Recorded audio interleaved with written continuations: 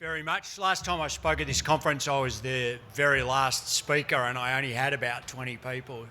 So it's great to see a much bigger crowd here today. It's great to follow someone who couldn't be here in person. I hope you're all still awake because it's hard. I go to sleep in every Zoom meeting, so it's my job now to get you up and about with a great project. So ACAP Resources has two key projects, one in Botswana, which is one of the world's largest uranium deposits, and one in Western Australia, which is a very large nickel cobalt project. I'll only be speaking about the uranium project, and the reasons for that will become obvious as I present. So let's get on with it.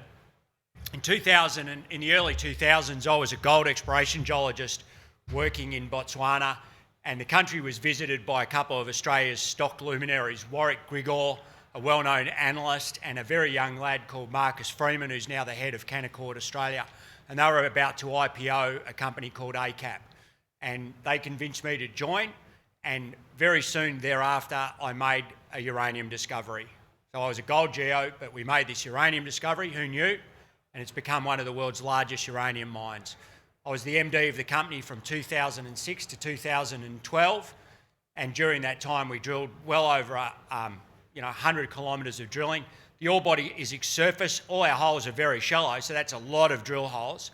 The ore body is about 15 kilometres long and 5 wide. It's truly massive. Of course, when Fukushima happened, uranium collapsed, and I moved back to the gold industry for several years. Earlier this year, ACAP approached me and said, come back. It's time to bring this project into production in this next uranium cycle. And I've got to admit, this project is my baby, and I'm delighted to be back, and I hope I can show you why. Can someone shut that door, please? Thank you. So you have to understand that the world and the politicians are making a lot of promises that at the moment they can't keep about CO2 amounts and how we're going to limit CO2 production. And unless they embrace nuclear, they're simply not going to get there. Okay? Nuclear is the CO2-free baseload power source that we need. It's that simple. And that revolution is coming. We see communities now supporting nuclear. In the US recently, they were going to shut the Diablo Canyon, one of the world's largest reactors. The community who realised that they were going to come home at night and hit their light switch and not have power said, no, we need that reactor to keep going. Beijing, the Chinese are mad for it. They're building 150 reactors as we speak, and their plans are growing exponentially. In Europe, we have Germany recommitting to nuclear power because of the war, and they can't get Russian gas. Okay? And they're buying, and they don't want nuclear power, but they're happy to buy France's nuclear power. France produces 85% of their power from nuclear, and that's keeping Germany going at the moment. Okay? And in England, every time I step on a jet, I look out the window, and if Rolls-Royce is stamped on the engine, I always feel a little bit better. I've never been in a roller, but they've got such a great brand. They're producing nuclear power plants now. They've won the contract to produce new power plants for England. Rolls-Royce, small nuclear reactors going into England. So everything is changing.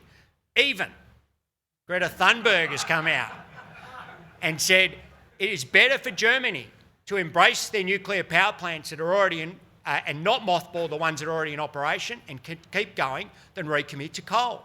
Right? When Greta Thunberg says nuclear is okay, and she had lots of caveats around that, but still, right, when she comes out and says nuclear power is okay, and she wasn't yelling at us, she was yelling at someone else there. Clearly. She's always angry. But good on her. Australia has embraced nuclear power. We've just bought 8 nuclear reactors. Who knew? Yeah, we're putting them in subs. Right? How often do we have to refill those submarines? When do those subs stop at a fuel station? This is the power of nuclear. Anyone? Never. Never. 50 years those submarines will operate. They never need to be refuelled. This is not coal. This is amazing stuff. The power of nuclear. Australia needs to embrace nuclear. Oliver Stone, JFK, all the famous movies he's made, Platoon, 4th of July. He's just made a film about nuclear and had it shown at Cannes. Get on board, watch his film, understand that the world is changing and it's not dangerous, it's not the bogeyman that you fear. The Greens, watch this film, 45 minutes of why you should embrace nuclear power. Okay, Greens for nuclear energy, who'd have thunk it? okay? But they address all your concerns. What do we do with high-level waste? How do we deal with the issues around safety? How do we reprocess? There's some amazing technology. This is not 1800s technology. We're not in the coal industry. We've moved on, right? This is new. This is science. Get on board. Let's get back to our project and why it's important.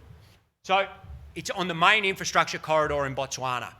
It has, in fact, we're right next to, and in fact go over, or under in this case, the main road, the electricity, the railway line. Okay, so all the major infrastructure is already there. So we're on the road between Gaborone, the capital, in the south, and Francistown in the north. It is an enormous resource. It's one of the world's 10th largest, in the world's top 10 contain uranium. And that's at 100 ppm cutoff. But realistically, if we were mining it now, we'd probably look at a 200 ppm cutoff. So yes, that drops the global resource down to 200 million pounds roughly, but it's still a monster. Okay, by any stretch of the imagination, it's still one of the world's largest uranium deposits. And of course, when you drive the cutoff up, you drive the grade up. So from 200 ppm, it goes up to 340. What's the world's longest lived, most high produced uranium mine? Rossing in Namibia. What's their head grade? 340. So don't tell me that this is too low grade, because that's simply rubbish. And we're going to do stuff about that. And that's really my remit now. That's why I'm back at the company. Post-Fukushima, I'd gone, uranium was down the drain for a while, but the company did some great things. They continued on with the feasibility work, they continued on with the studies, and they presented those to the government along with an EIA, and it was all accepted. So the company is now in possession of a fully operational mining licence and a government-approved EIA, and it has community acceptance. All right, we work really hard in the local communities out on the edge of the Kalahari, and they are completely bought in because they know a project of this size will mean fantastic opportunities for them, okay? So this is the feasibility study that was presented at the time. Don't even look at it. Who cares, right? Everything has changed since then. Power prices have changed, the steel prices, everything has changed. It's no longer relevant because I intend to both redo it, but redo it with a completely different focus. And that's really what my job is for the next few years. So what's changed since 2015? Well, the uranium price. Okay, the uranium price spiked in 2007, came back, was on the way to rebounding through 2010 and 11, and Fukushima happened and it died. Okay? We delivered this feasibility study right at the bottom of the market. Okay? So it was under the worst possible conditions. So the uranium price is peaking, or it's coming back. And it's coming back slowly, and the war in Ukraine and uncertainty about the Russian nuclear reactors in Ukraine, etc., that's dented confidence a little bit. But there's no doubt that the uranium wave is coming, and I'll come back to this. You have to be patient with uranium, but it's been a really well-performed metal over the last year. Canaccord is sponsoring this event. Reg Spencer is their analyst. Go and talk to him about the uranium price and what it's going to do in the next few years. It's his job to tell you, but he's very bullish on it. And I'm not putting words in his mouth because I heard him come out last night. In 2010, just before I left the company, we did some really important work. We looked at radiometric sorting. That is sorting the ore before we put it into a plant based on whether it's radioactive or not. Okay, and we saw, and this is in 2010, when the technology was pretty average, we saw that we could double the grade, right, on a crappy little sorter at the back of Perth at ALS. Now, radiometric sorting and ore sorting has improved massively since then. Computer power has massively gone up, and the technology and the sensors have improved. So we feel that there's a lot more upside on that. And that's largely been driven by the recycling industry. Okay? Everything that you put in that bin that's recycling gets sorted into all the different plastics. And that's been a huge revelation in the sorting industry. But we're also going to use gravity sorting, hyperspectral sorting.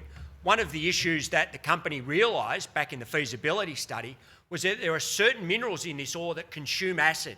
So we need acid in the process to get the uranium out, but other minerals were eating the acid first.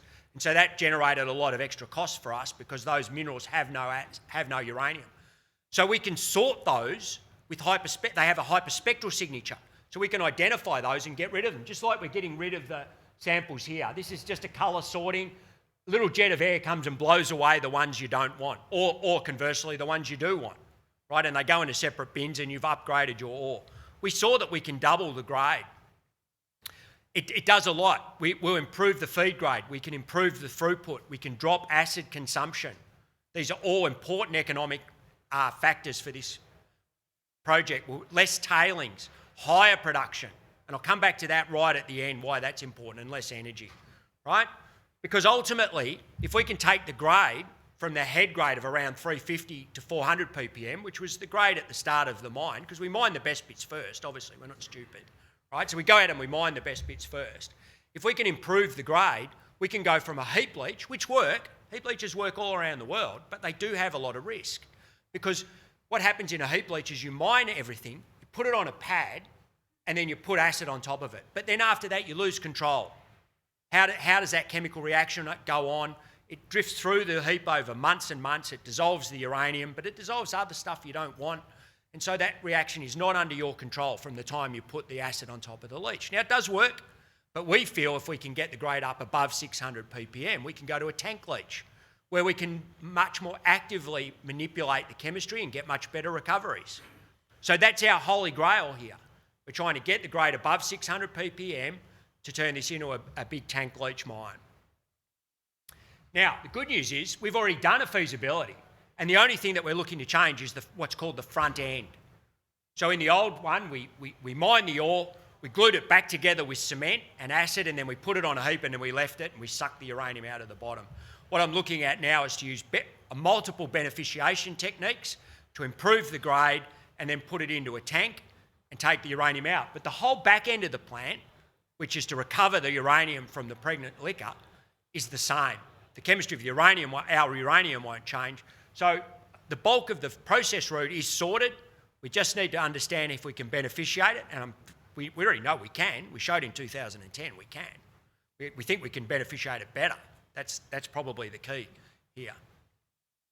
So this is an enormous project on world scale, right? This is one of the largest deposits in the world. And yes, it's low grade, but if we look at it in a different way, instead of the 100 ppm cutoff, we look at the 200 ppm cutoff. That one that's just appeared, that's us, right next to Bannerman. So higher grade, still the same contained pounds. Bannerman have a market cap of around 350, 400 million. We have a market cap of 100 million. Where are you going to put your money? If you want some capital growth, you should be putting it with us. We are unknown in the uranium space. The company didn't have a CEO for a long time. It hasn't been promoted. We're just starting now. It's time to get on board. It's time for a quick Q&A for you. Who knows who this is? Anyone? Okay, this is one of the great uranium and mining investors in the world. His name is Rick Rule. Go and have a look at him. So, as a young geo, after my PhD, in a gold sense, I went and worked for a company called Paladin. I'm sure you've all heard of Paladin.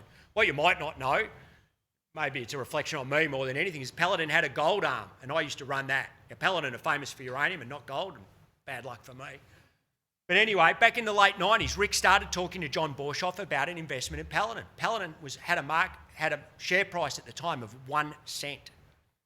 And so Rick Rule started investing in Paladin when the stock was 1 cent. All right? And during the uranium boom, Paladin went to $10. And Rick Rule became one of the most successful investors in the mining world. He's all over YouTube. He's all over everything at the moment.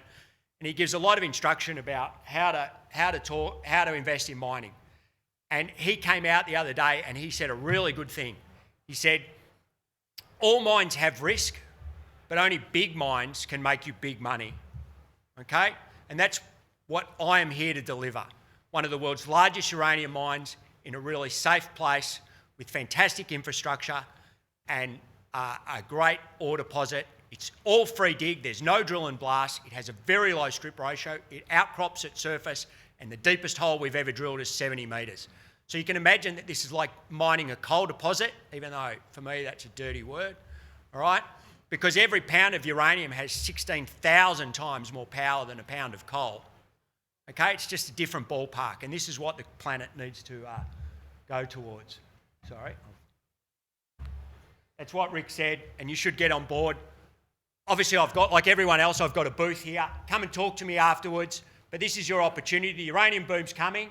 Don't be the guy who said, I didn't buy ACAP at 10 cents, okay?